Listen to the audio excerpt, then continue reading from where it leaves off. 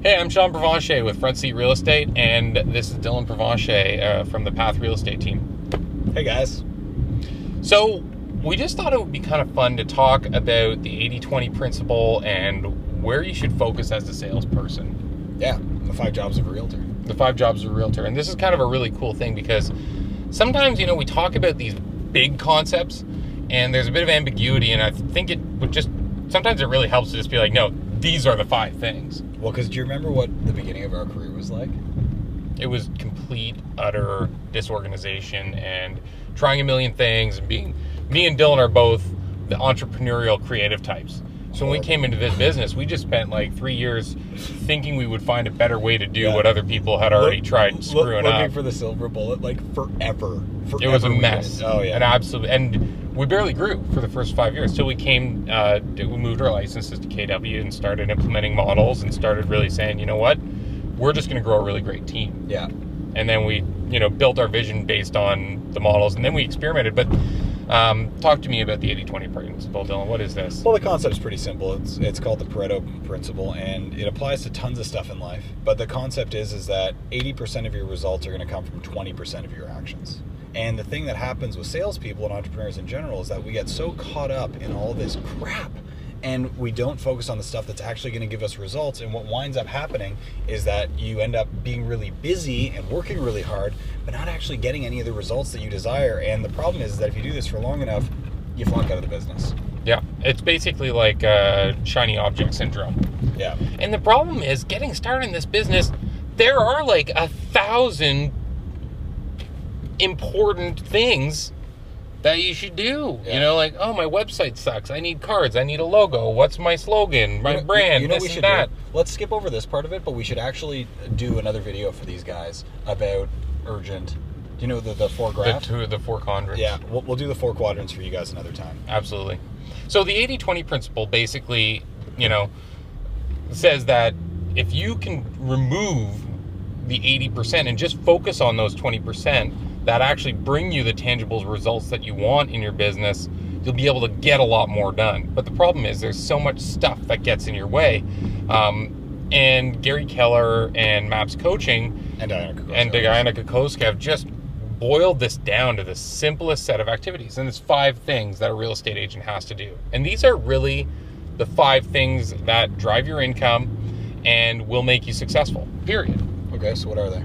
Well, the first one is script and role play. And it's so funny because you hear people all the time talking about how they don't like scripting or they don't believe it's important. And invariably, you ask them a couple questions and go, oh my God, I'm already doing it. I just don't have as good scripts as you. And I'm like, well, yeah. Do you mind hearing my script about role and script play? Okay, so I don't like scripting, Dylan. Okay, so are you aware, Sean, about how much it costs to go to Harvard right now for 1 year? No, I don't know.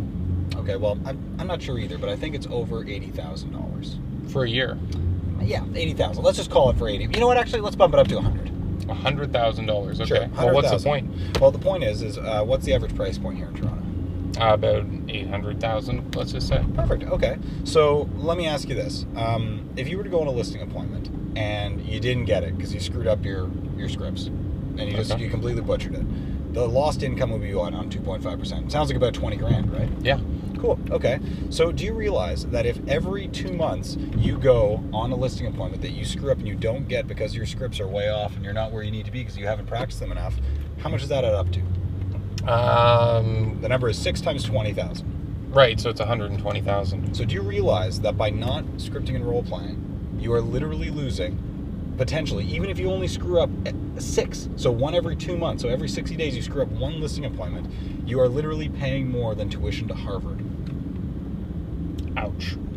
What's so yeah, it's important. What's the next job of a realtor? The next job is to lead generate for new business. We're not going to bore you guys with this. You know how we feel about it. So if you guys don't believe that lead gen is important, not a channel to be following. Don't call me to talk about it because I'll just get upset and I might cuss. What's the next one? The third one is to follow up with potential customers. So what's the point of lead generation? Finding new potential leads or feeding your database specifically. Motivated leads, that's right. Finding motivated leads. I always tell people, I say, you lead generate to fill your database and you work your database for money. And you can't say it better than that.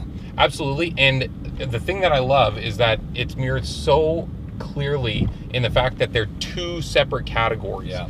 It's not lead generate and follow up. No, it's lead generate and follow up. Yeah. Follow up for dollars. Hard stop, new sentence, new paragraph. What's the fourth completely one? separate thing. The next one is attend presentations and appointments. It sounds straightforward, guys, but we're literally breaking it down in the most simple little chunks that you can possibly have it, and you do need to attend appointments and show properties. So that 100% is one. And No getting out of it. Guess what you do when you're there? You use your scripts that you've been working on. Oh, well, we got those, don't we? We do. We've been practicing them. Flawless. What's the fifth one? The fifth one's negotiate contracts. Right, of course. So once you ID target properties or you have listings, you negotiate the contracts. And believe it or not, this is actually what we think the whole job is when we first get into the business. Just rocking around writing deals. Millionaire real estate agent Los Angeles, you know, like I'm just going to throw pool parties, Yeah. work with caterers for these events for some reason that must be important to these guys. All jokes aside, we did think this. So this was a hard surprise. I did all this stuff. It Yeah. was such a waste of time. Okay, I just want to point out a couple things though. People get into this business and they get lost in the 80%. But the problem is for most people, when you get into the business, if you don't do your 20%, there's going to be no 80% to worry about because unless you're independently wealthy, in which case I don't know why you're doing this because the lead gen isn't sexy and that's kind of the most important thing. Yeah. Unless you're independently wealthy, everyone's got like a blackout day where they run out of cash. So if you're not focused on your 20% in the beginning of your business, chances are you're not going to be in business long enough to focus on it ever. So just get to it. And we were just debating about this before we started shooting this video. I would say that I'd rather see someone let their entire business be chaos for the first 6 months and just kind of cope with dealing with it, but get out and do lead gen every day than doing the opposite. Well, because I see agents all the time who get into the business and they're 3 weeks in and they're like, oh, well, I've been waiting for my business cards. And I'm like, who pays your mortgage? No like, kidding. The world is real out there. You gotta like You might make some wind money up fast. you might wind up having to eat those business cards. Yeah, trust me, they don't taste good. And the other thing is, when you're new in this business, script and role play, Yeah. lead gen for new business, and follow up with potential customers. Those three you got to do for sure.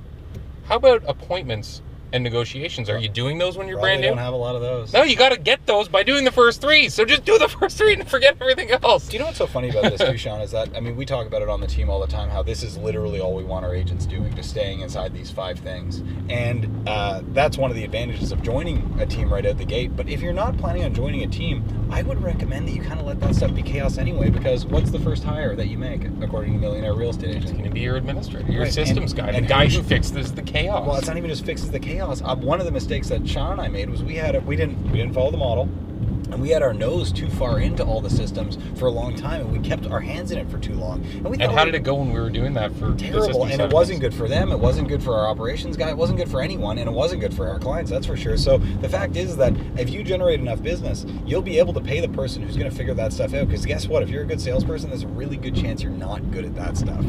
It's statistically almost impossible you would be based on behavioral studies. I just want to leave you with another thing too, just a little anecdote to our experience in this business. We're not great at this stuff. And our not great natural at the at the operations side. administrative We're very side, good at the we're other side. terrible at it. Yeah, we're really good at sales. We were made for sales. Yeah. Right? And when you look at our business, we hit a natural ceiling of achievement for year 2, 3, 4 in a row that we were doing, let's just call it, $8 million in volume, or $300,000 between the two of us, right? And we did this again and again and again. And then we started focusing really hard on building the back end and building the team. And our business grew and it grew and it grew until last year we did, just under 1.4 million in commissions. And with really only 3 or 4 people actively trading on the team.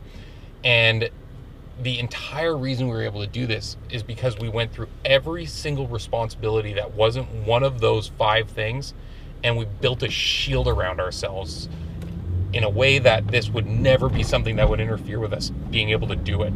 So all that we focus on is those 5 things, and we've been able to create a world for our agents where that's all that they focus on. And in addition to that, this year we're going to eclipse that number by a long shot, and you and I won't sell a single house. So we're succeeding through the people on our team because we've been able to give them the same thing we had prior.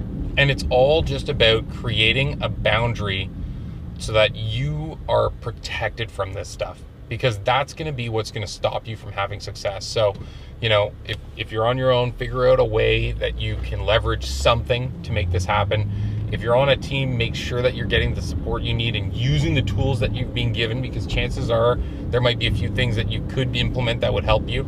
And if you're a team owner, you should focus on protecting your agents, because their most dollar productive activity is the 5 things, nothing else. So make sure that you're not making them do anything that stops them from being productive. And if it's not one of those 5 things, I can guarantee that it's not going to lead you to the results you want. Awesome. Yeah. So I hope that helps, guys. The 5 things are script and role play, lead generate for new business, follow up with existing potential customers, negotiate contracts, and attend appointments and presentations. Have an awesome Stay day, focused. Front Seat. All right, guys.